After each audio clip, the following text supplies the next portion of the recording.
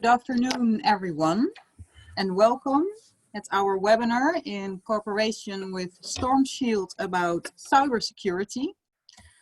Cybersecurity is a topic that has been important for quite some time, but maybe now in this situation of COVID crisis even more than ever. So I would like to thank Stormshield, but most specifically Tamas, for joining us today and for being our speaker. Welcome. Stormshield is a European leader in digital infrastructure security and is a wholly owned subsidiary of Airbus Cybersecurity.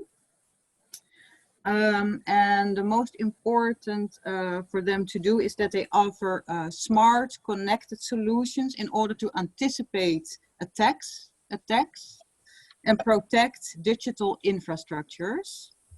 And their mission is to ensure the cybersecurity and data protection of the organization, their employees, and also their customers.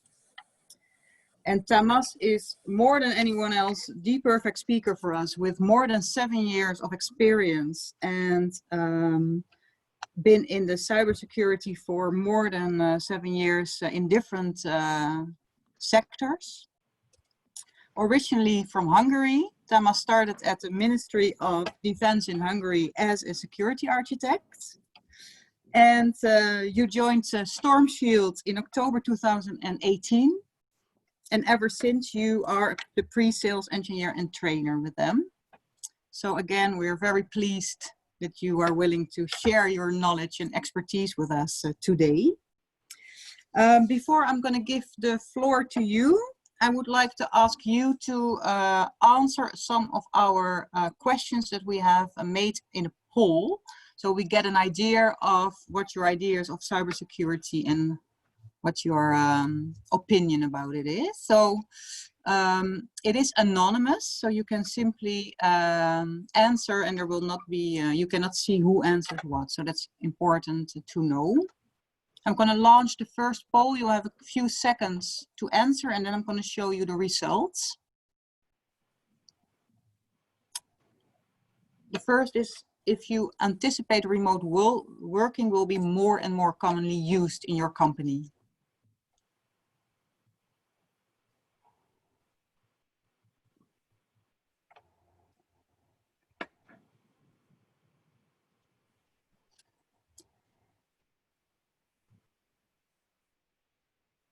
I'm going to share the results. 86% of you says that indeed you think that it will be more and more commonly used.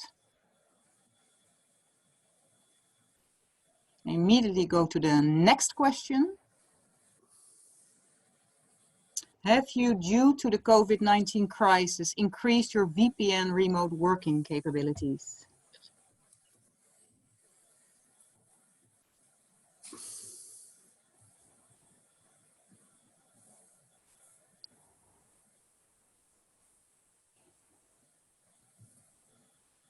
Another 2-3 seconds and then I'm going to end the polling. The last will answer as well. On the end, it's an interesting one. It's 50-50. And then the last one.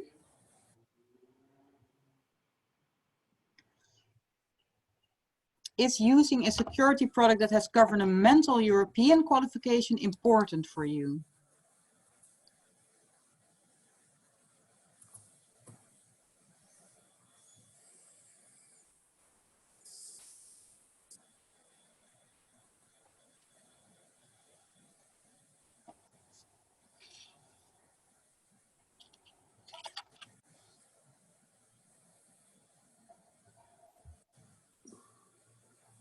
Few more seconds and I'm gonna end the polling.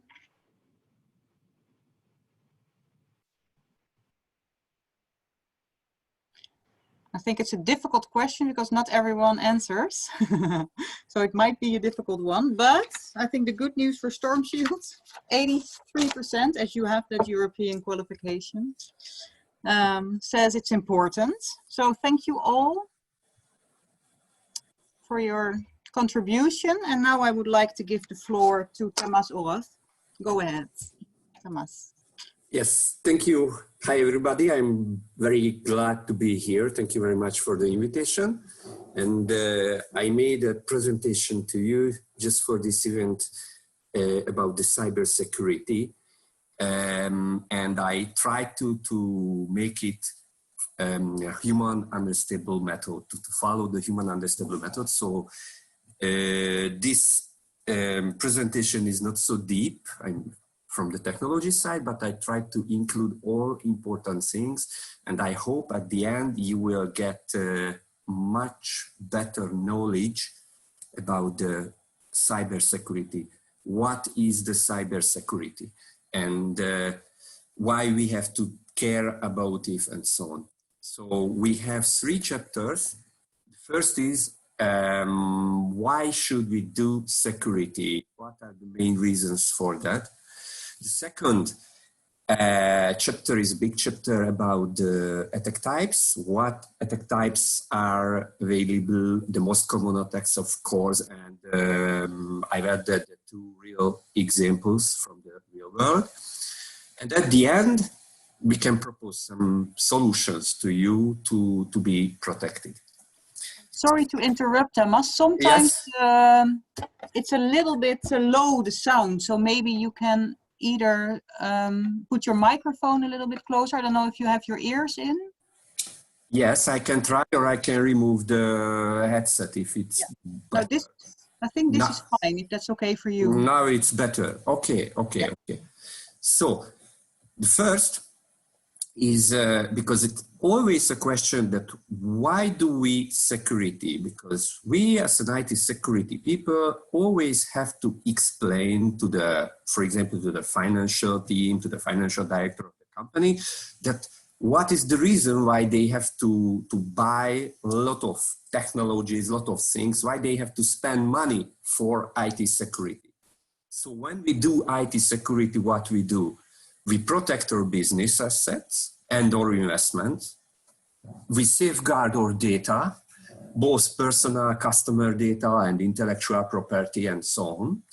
And at the end, we try to minimize the impact to the business orientation, operations, and innovation in a case of an attack.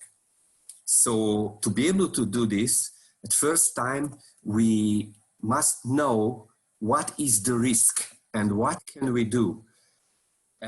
First, and this can be a behavior that we can say, okay, we can accept there is a risk, there is an IT risk, and we do not carry it because our company is not affected.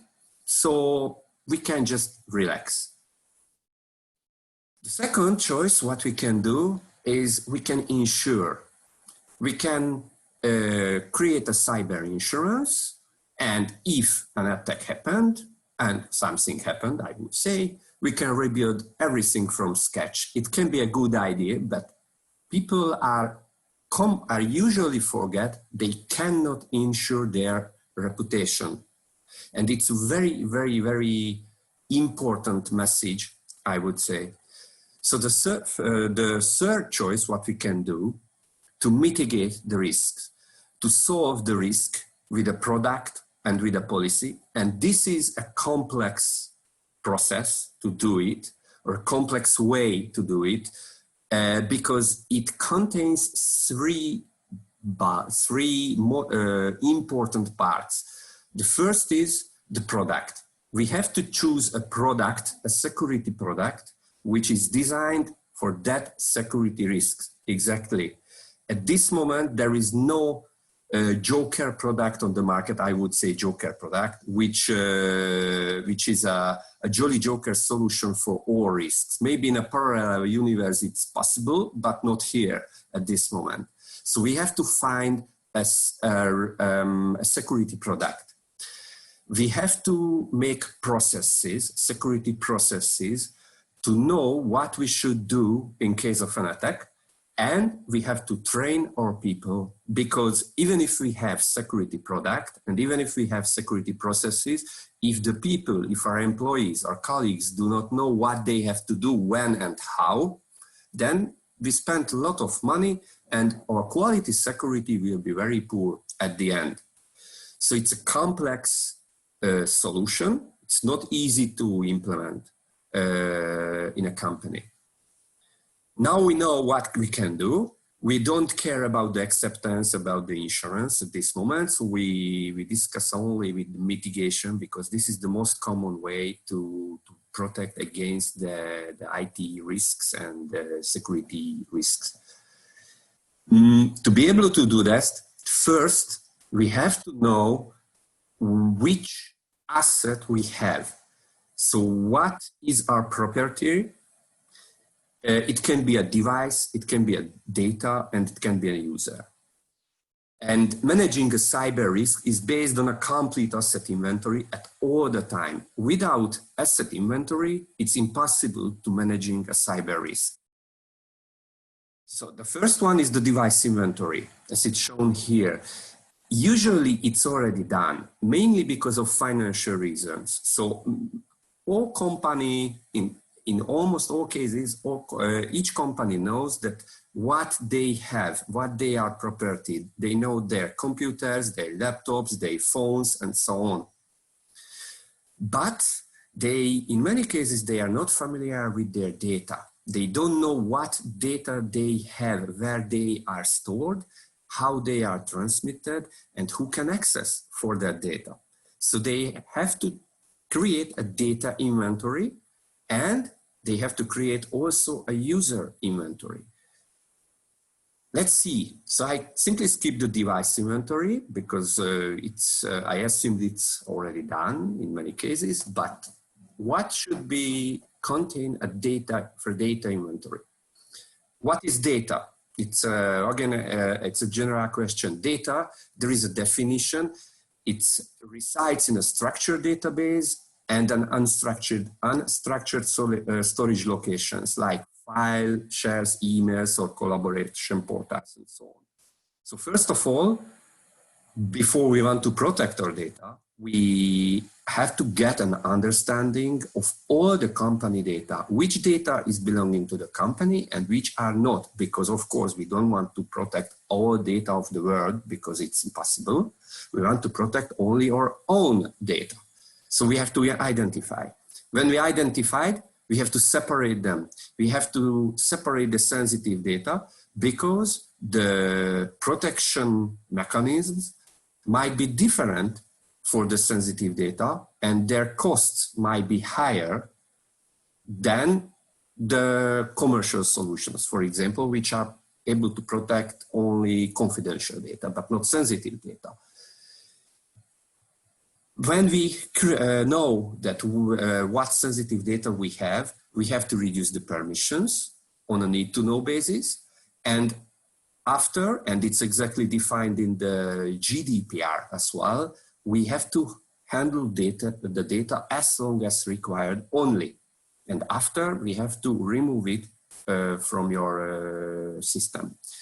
And if possible, it's a recommendation, it's always a recommendation, anonymize the data if the personal details are not important. So now when we made the data inventory, we have to create a user inventory. A user inventory is a database. Usually it's already done, so I assume each company knows that which employees do they have. So they might have a user directory, but to adding external suppliers, third parties, and so on may be challenging for this database. So this is yeah, it can be difficult.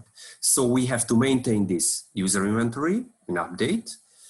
And this user database should contain the authentication policies for the different user privilege levels. So we know that, okay, this user has to be authenticated himself if he want to, on this way, if he want to access for this sensitive data.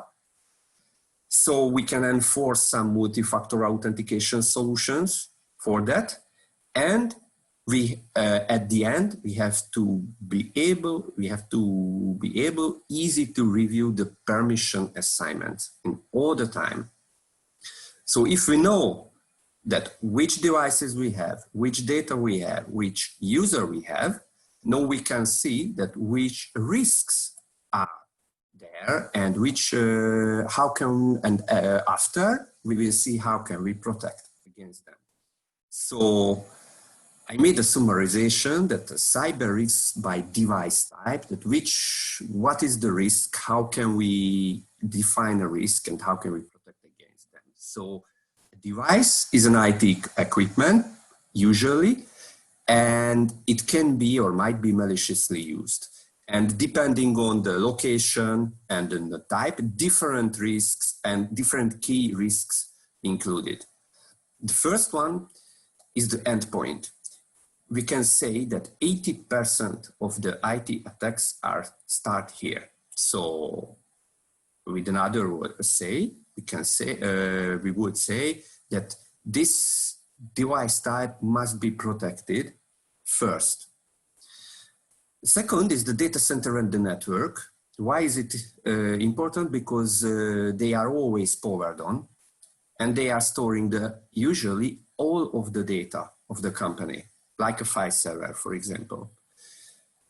So we have to protect the data center and the networks too. For the mobile devices, yes, the user can easily move it because we have to improve the user experience and we have to improve their work experience too. So, but the devices might contain sensitive data as well.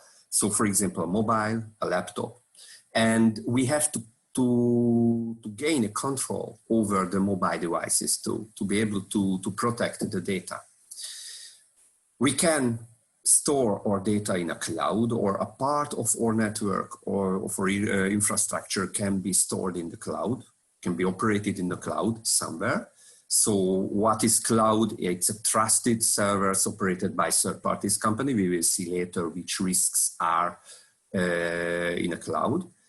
And at the end, we might have some industrial network devices and Internet of Things, IoT devices.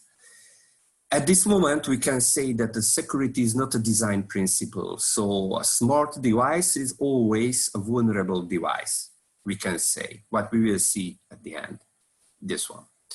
So now, if we want to check one by one that what risks are on an endpoint, for example, I made this slide for this to categorize it. Yes, we have external threats, and internal threats. Which is external? What is external threat? It can be a malware, a botnet, a ransomware, a hostage, spam, a phishing. We will see later one by one what is malware and what is ransomware and what is spam and how do they work and what's the goal and so on. So, but okay, all of them are an external threat, but we also have an internal threat. For example, sabotage, it's here, or some data loss event, which might be an internal threat. How can we protect against the endpoint risks globally? We can use some endpoint security solutions, which is not antivirus. It's very important to say that the antivirus is not enough nowadays because it's based on signature database, and the president of the Symantec mentioned it a couple of years ago, maybe 5 years ago, that the antivirus is gone. It's not enough anymore because of the technology, because of the limitation of the signature-based technology. So we should use some more capable or better endpoint solution technology, endpoint security technology, email and web security technology. What we can use in this case, we can use user and even behavior analytic tools. What's this? This is a tool with machine learning and deep learning capabilities to model the behavior of the users and corporate networks, and highlights an anonymous behavior that could be a sign of a cyber attack. This is an UEBA solution.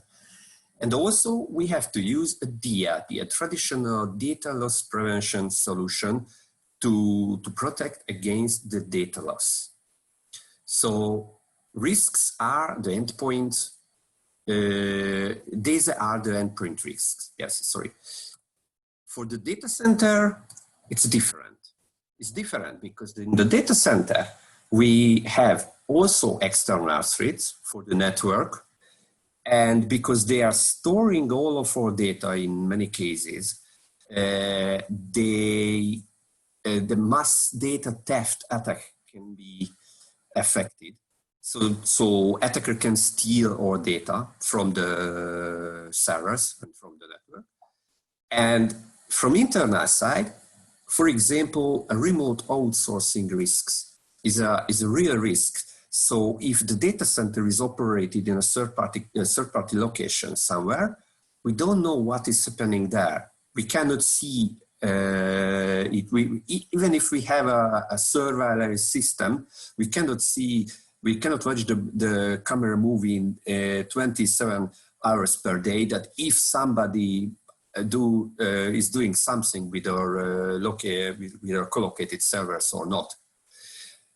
And this is also for the privileged users. So insider privileged users, so users who has high privilege on the system, can make a very, very, very big issue on a data center. So how can we mitigate the risks? In this case, we can use a unified threat management firewall. What is unified threat management? What does it mean?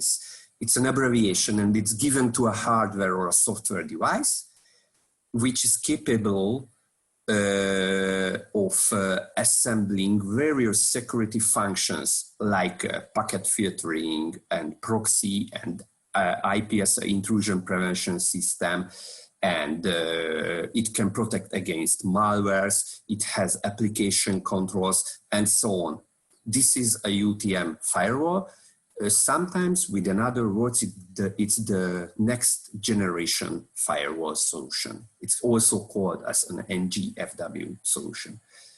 We can have a web application firewall, which is a specific firewall mainly designed for web application, to protecting web applications. We might have some solutions against the DDoS attacks. DDoS is the distribution denied of service attack, when the attacker want to overload our service, and as a result, our service will be unavailable for our customers. So this is a DDoS protection. Or we can use privileged access management, which is a cybersecurity strategy and technologies for exerting control over the evaluated, or with another words, privileged user accounts, processes, and systems which are across in an IT environment.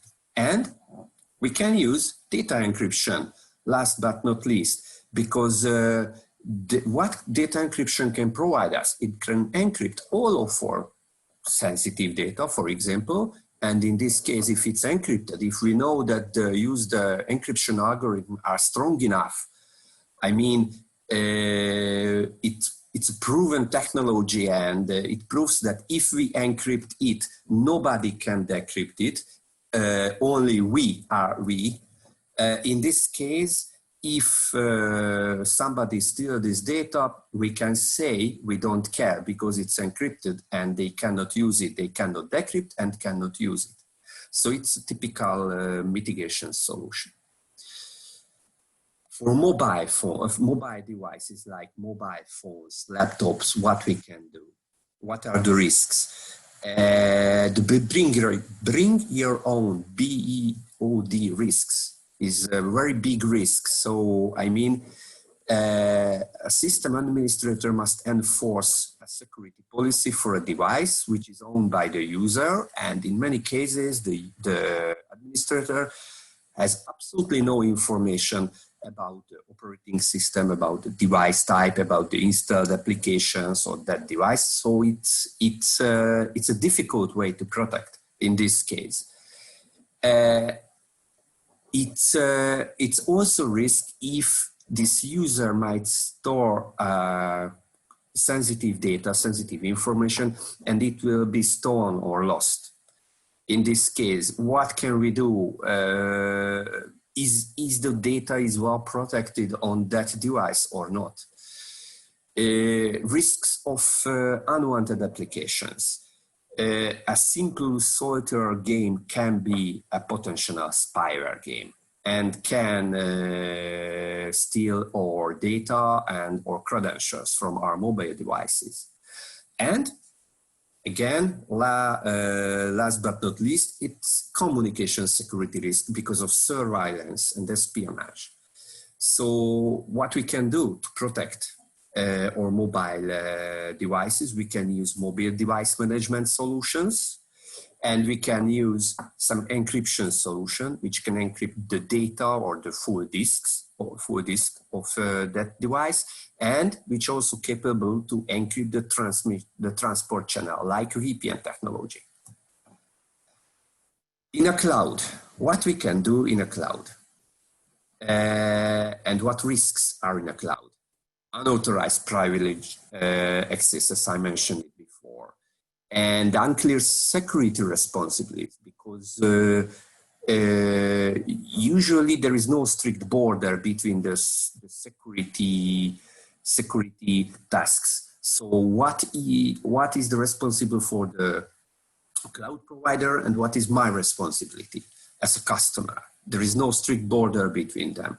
So a cloud is always, we can say it's always a container of the security challenges. What we can do to mitigate the cloud risks, we can use privileged access management, again, we can use data encryption, again, and we can use cloud access security broker, which is a security policy enforcement solution, and it has to be placed between the cloud service consumers and providers to enforce access and control policies. And industrial and IoT risks. So IoT devices, industrial devices are usually working as a critical devices. So for example, water tower, PLCs, it's a national critical infrastructure in each country. And because they are critical and everybody knows that they are critical, this is a physical world consequences of a cyber attack. So industrial networks will be attacked. This is a fact. And also a fact that small devices also mean vulnerable devices. A lot of reports are published on the internet. In every week, new security publications are released that this small device is breached, this and this and this and this are breached. So what we can say and how can we mitigate the industrial risks? We can use industrial firewall, which is a specific type of the firewalls. Usually they are ruggedized, so to made for the industrial environments, for dust and humidity and temperature and so on. And they can work with industrial protocols, not with IT protocols. Or we can use unidirectional gateway. With other words, it's a data diode, which allows only one way for the data flow. So now we know the risks and we know the device types.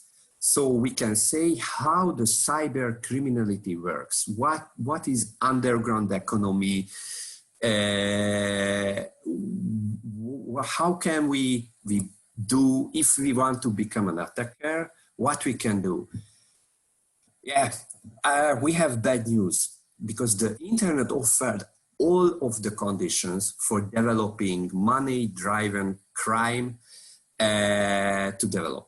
What it means, you can simply download a Tor browser from the internet for free, and you can connect to the dark web for free. And for example, you can use the Torch, which is one of the most famous dark web search engines, to find security related forums, posts, websites. And on these websites, for example, you can download some zero-day exploits. Of course, in many cases, you have to pay for them, for example, in Bitcoin, but you can download a zero-day exploit very easily, and you can use it. Moreover, you can find marketplaces, and on the marketplaces, you can sell or rent hacking services completely.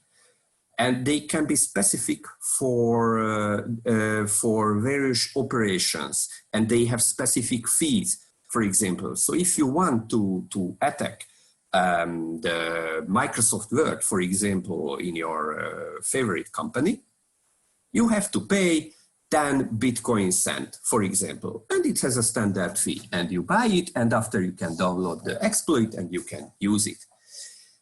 And complex organizations are there, and in which the hacker is only a link, and they have a multidisciplinary team, and this team consisting of experts in a threat intelligence, an expert in a business intelligence, expert for managers, relationship with managers and sponsors, and so on. So you can buy hacking attack as a service on the dark web. And all of these organizations are competing with each other. Who is the best? Who can provide a better solution to you? And many cases, governments are sponsoring these organizations, like Russian Federation, like North Korea, like China, like Iran, and so on. And they have a lot of money to build and to develop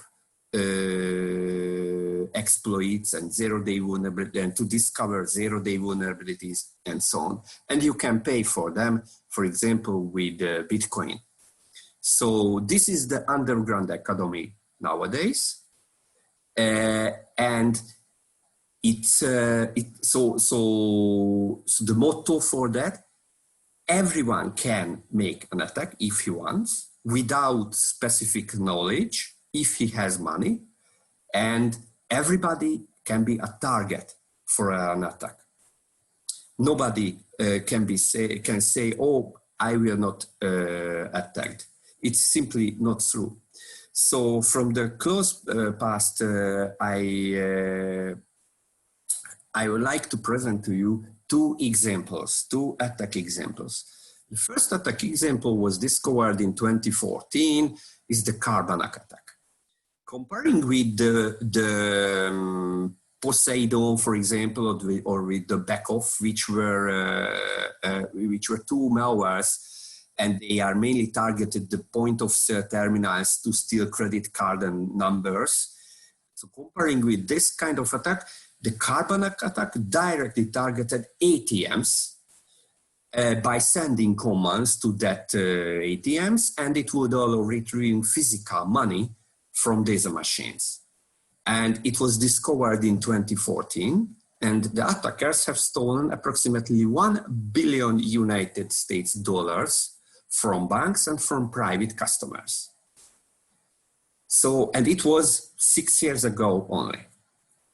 And in the last year, in this country, the university at Maastricht was hacked completely. And it was discovered before the Christmas, in 23rd of December, when the computers flashed up ransom demands. So it was a ransomware attack. We will see later what is the ransomware attack, but why is it important? Because this is a real study case, how the kill chain works. What is the kill chain? A kill chain is a standard way how the attackers are working. So first step is do some initial exploit, deliver it somehow. In this case, the initial exploit was delivered by 2 phishing emails in 15 and 16 of October. So 2 months before the university realized that they are under attack. As in the second step, the reconnaissance phase, when they compromised several servers whose latest security update had failed. So they found some servers on the network which were vulnerable. And when they attacked these servers, they made a lateral movement. This is the third step. It was done in 21st of November, and that day they obtained a fully administrator rights on the network. With in other words, in a Microsoft Active Directory infrastructure, this attack type called as a golden ticket. When they get a Kerberos ticket of the domain administrator account, this is the highest privilege in the Microsoft Active Directory. I suppose it was not published, but I suppose they used some kind of Mimikatz technology to get the golden ticket. And the last phase is the exploitation phase. Exploitation phase, when they spread the ransomware, which was a variant of the CLOP ransomware, and they spread it to 267 servers. And the funny thing in this scenario is, I would say, if I can say it's funny, because it was not funny for the university, but this CLOP variant, what they used, this ransomware, was discovered in February 2019. So almost 1 year ago, it was discovered. So it was a known ransomware. And despite of that, it was used in this case. And at the end, because computers flashed up a random ransom demands and all of the data was encrypted by this ransomware, all of the data of the university was encrypted, or at the end of December, they decided to pay 30 Bitcoin ransom. Historical exchange rates this figure at approximately 2017,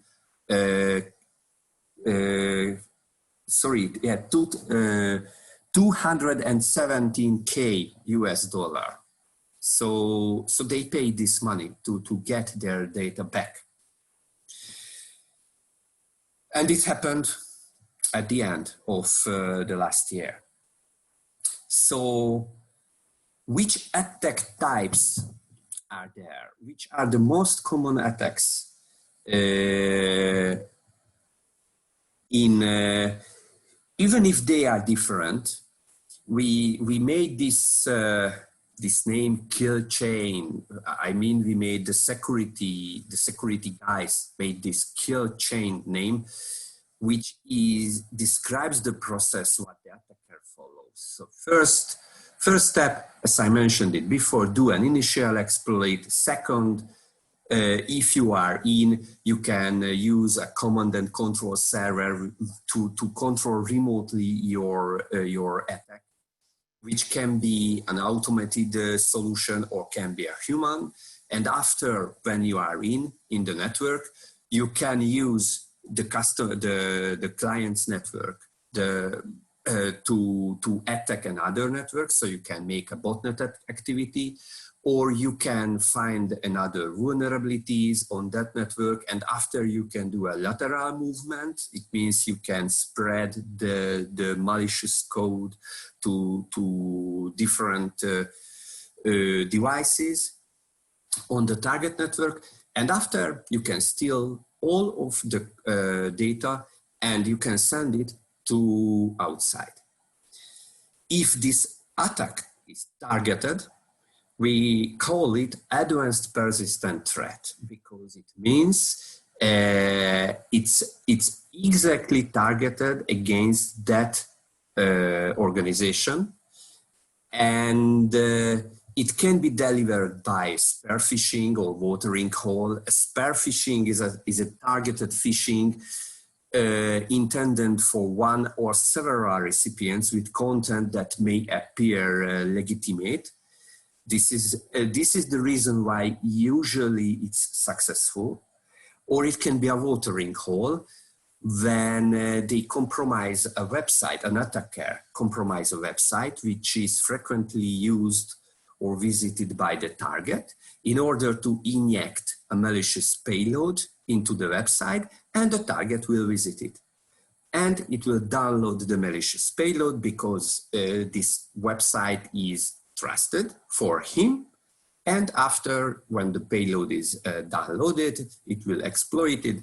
And so this is the first phase of the targeted attack.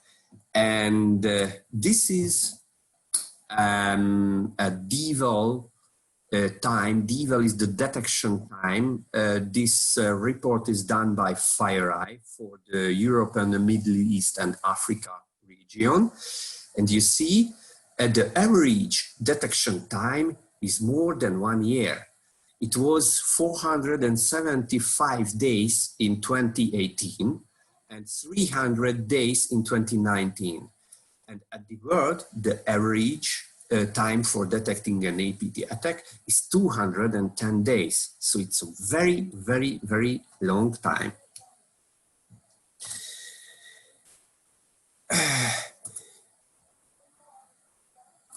The second type of the attack is the mass attack. What is the mass attack? A mass attack, usually an attack attempt to reach the widest population possible in order to obtain the best result. This is the motto of this attack. So maybe if the attack is unsuccessful for a low percentage of the targets, the result is good for the hackers. A typical mass attack is a spam or a phishing campaign. The attacker sends thousands of email addresses with public exploits, and it's relayed by script kiddies. Script kiddies are many times, I would say, teenagers, for example, and they do not have technical knowledge. What they can do, they can send worms and viruses as quickly as possible, as many as possible, to make maximum damage. This is a mass attack. It's a very, very, very common attack. What is ransomware? Ransomware type attack, like in the Maastricht University. It's a specific type of malware from the cryptovirology, and it was starting approximately around 2012. And usually a ransomware is carried out by a Trojans and this was the first ransomware, the WannaCry. I'm pretty sure you heard about it, which was traveled automatically between computers because of a vulnerability of the SMB1 protocol. SMB protocol is used for the file sharing in a Microsoft Windows environment. And because of this vulnerability, if one computer was infected in an organization, this ransomware was able to travel between the computers automatically. So a small report, approximately 180 million ransomware attacks were detected in the first half of 2018, which is 230% increase over 2017. So it's a real danger nowadays. Cryptomining attack. Usually, a cryptomining attack is delivered by phishing, by drive-by downloads, by Trojans, and so on. And it's just a payload. And what they are doing, they are using our computer resources to mining blockchain crypto miners, cryptocurrencies, sorry, and doing transaction verifications. And usually people can say, okay, our system is low, but beyond that, do we care? Because it's not a ransomware, they are not stealing financial data like credit card numbers, they are not exfiltrating critical business data. So what's the big deal if they get a little processing power? And we can say the biggest issue is that the crypto miner is just a payload. It means the cyber criminals are in our network and they can continue their foothold. So they can do some additional attack if they want. The door is opened in this case. President scam. A president scam is a special, usually it's a special email or a special type of attack when the fraudsters impersonate a group executive, for example, president, CEO, CFO, or a trusted partner, a lawyer, a notary, auditor, accountant, and so on of the company, and they contact to a specific employee company by reaching a manager, accounts payable clerk, or other employer. They think useful to achieve their imposture. So when they did this, they sent an urgent and exceptional request. So they will request an urgent bank transfer, for example, and they will do it in a persuasive dialogue. So they will use, for example, it's an order to do this. They will say this, it's an order to do this, or this project is still secret and its success depends on this transaction. Or the success of the project, this is my favorite, the success of the project rests on your shoulders, for example. So at the end, the manager will transfer the money, for example, and this transfer will be done usually manually using a direct phone call, for example. And this manual bank transfer does not follow the standard procedure, but may effectively be used by companies in urgent cases. So this is a president scam attack. Data theft, and this is the last attack type, what we cover, is an attack. How can you steal digital information which is stored on the computer, server, or electronic device? Well, it's a growing problem because organizations are often a target for this kind of attack, but their customers and their clients are the victim. So, for example, if an attacker attacks a bank or an insurance company, they will steal their customers' information, their customers' bank number and credit card information, for example. Here you can see an example. 56 million people's credit card information had stolen in 2014. And it can be delivered in several ways, in a phishing mail, in a watering hole type of attack, or in a different way. So how can you protect against? What is the conclusion? How can you protect? The conclusion is everybody is targeted. Everybody is a potential target. It doesn't matter that which company is a bank, or it's a small accounting company, or an art company, or a university, or so on. Everybody is a potential victim.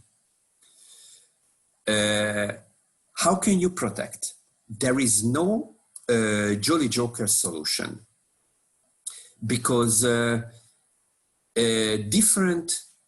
you can protect against, you can use different processes, different products against different attack types. So you have to know which risks are in your system, which attack types, how can you protect against the different attacks, and you have to implement the right solutions in your case.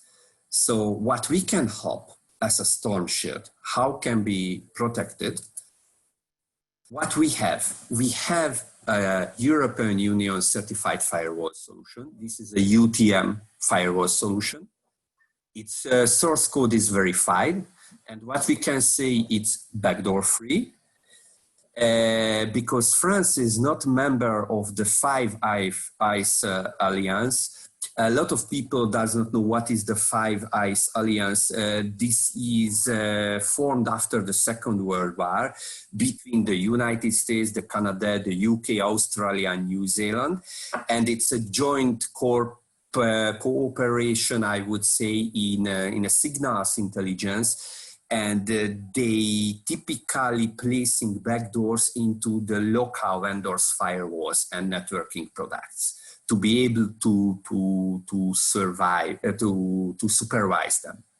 So this is the Five Eyes Alliance, and because Stormshield is a French company and France is not part of the Five Eyes Alliance, so we are independent from them. So thanks for the 22 years experience we have, our solution is proven in the critical infrastructure, like in the government and in the military infrastructure, and uniquely certified by ES 3+, 4+, and the EU restricted and NATO certified. So this is our UTM solution. We have an endpoint protection solution. Remember, antivirus is not enough. So our endpoint protection solution can protect the endpoints against zero-day attacks. It can protection against the malicious or illicit uses. And you can enforce a security policy on the endpoint computers. And last but not least, encryption anywhere, Stormshield data security. Thanks to this product, it doesn't matter where you are storing your data, in your on-premise environment or in a cloud. With this solution, you can encrypt files, emails, databases, and thanks of the certified technology, at this moment, we can say it's impossible to decrypt if you don't have the decryption key at this moment. So that's all about this presentation. And if you have questions, yeah, we got a lot of questions. I try to answer all of them. So thank you, Thomas. It was super interesting. I think we're all more than ever warned. I think we are warned, but if you hear the amounts and the chances of being attacked, I think we're all more aware than ever. Yes. Yeah, it's a difficulty to explain in 40 minutes because it's so complex. Yeah, it's very, very, very complex technology. So the first question was, can I check the question? So yes, of course. Yeah. How do you usually notice that you have been hacked? For example, and it's not a good solution. In the case of University of Maastricht, they realized a ransom page that, oops, all of your data are encrypted. So this can be a notice. Another notice can be a security alert from your system. For example, from a firewall, for a security incidents and events monitoring system, from a UEBA system. So depending on the source, you can you can realize that you are under an attack. And if you realize that you are under an attack, you will realize, okay, you are under an attack on a 360 days per year. So you have to know that which alarm is important to you. There are several mechanisms, several ways. How can you find the relevant information and the relevant alarm which is dangerous for your organization? Yeah. Another question: by plugging your phone to your computer, can a virus go from a computer to your phone and the other way around? The bad news is yes. So if, for example, if you check the hack5.com site, they are a hacker company and they have several tools which is available only for governments. So you cannot buy them as a private person, but a government can buy it. And I cannot say that in the last, I don't know, year, they developed the specific tool, for example, for Android phones, because it's not published. But yeah, it can be dangerous if you connect your phone to your company, to your laptop, for example. It depends on the software version, depends on the operating system. The next question is that if there is no IT person within the company, how do you implement a cybersecurity plan? In short, where to start? The easiest way I can say in this case, if you outsource this role. Without IT security knowledge, you will not able to implement cybersecurity plan. So if you don't have the knowledge inside, you have to find a company who is specialized for that, and you can outsource this task. Yeah. They will know how can they start and how they should start. There are a lot of cybersecurity companies on the market. What kind of budget are we talking about to protect one's laptop and mobile phone? I cannot say this. It absolutely depends on your requirement. So I cannot answer this question. In a Corona time, working from home has increased. I assume we also need to protect ourselves at home from cybersecurity. Any tips? What to do when working from home? Yes, there are several, I would say, technology tips and several common tips. For example, one common tip is if you are using a corporate laptop, do not connect it to the public internet at home. So do not use public internet from your corporate laptop at home, because it can be a potential danger. I mean, if you are browsing the internet, you can get a Trojan, a malware from the public internet. And after, when you connect your laptop to the corporate network via VPN, for example, this Trojan or malware can go to the corporate network. So it's not recommended, highly not recommended to use a corporate laptop on a home network. If you have to do this, you have to use IPsec VPN tunnel. It can be an IPsec. In many cases, it's an IPsec VPN tunnel.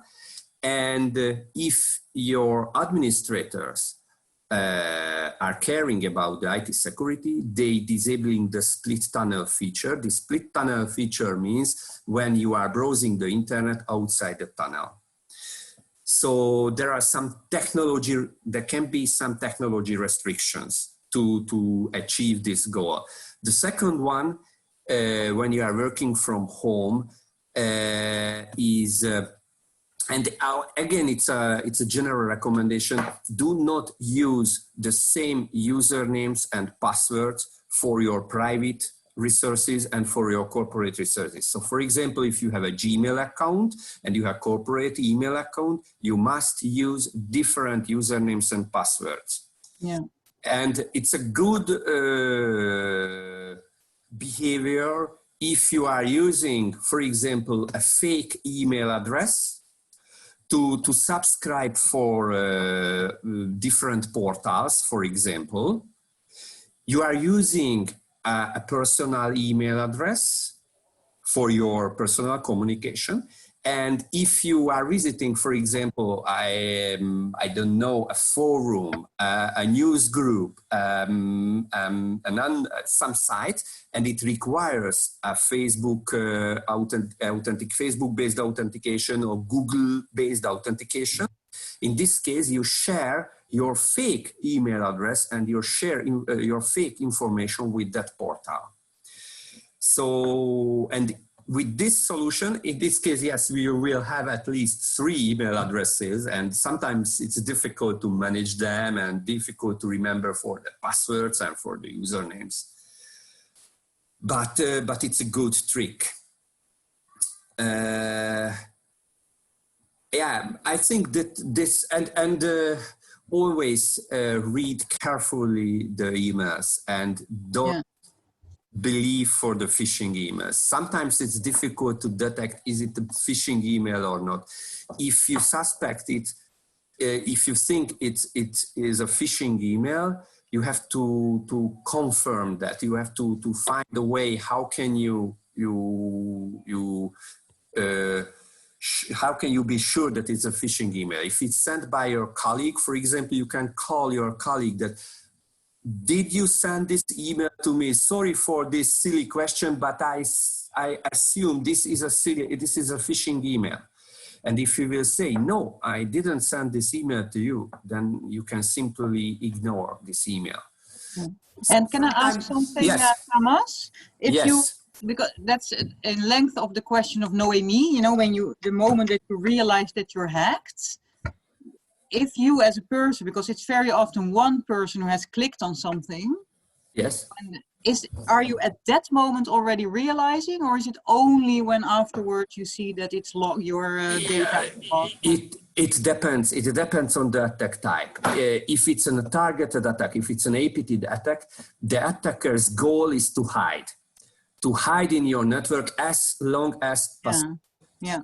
If it's a silly attack or an attack by a script kiddie, their goal is to make a damage. So in this case, you will realize it immediately. So it absolutely depends on the type of the attack. Yeah, exactly. Yeah. It's scary, yeah, because they can just send out thousands and thousands, millions of emails. Yes. And if they have one person clicking, they have yes, exactly. Yeah. Yes, exactly. Yeah. I see that the time is up, but if there are any more questions, I think that Thomas is willing to answer them. So please do answer your question, or do ask your question if you still have one. I think it's all clear. Then I would like to thank Tamas Oros for your wonderful presentation. It's very interesting. I think we're all a little bit more scared now than before, but I think that's good. We're warned. If any of you would like to get in touch with Tamas or one of his colleagues from Stormshield to hear more about it, you can contact us, and we'll make sure that we put you in contact with Tamas, and you will hear more about the options that Stormshield has for you, for your company. Well, again, thank you very much, Tamas, for your time, for your preparation. And thank you all for joining us during this webinar today. And I hope to see you all soon. Goodbye. Thank you. Have a great day. Thank you. Bye. Bye.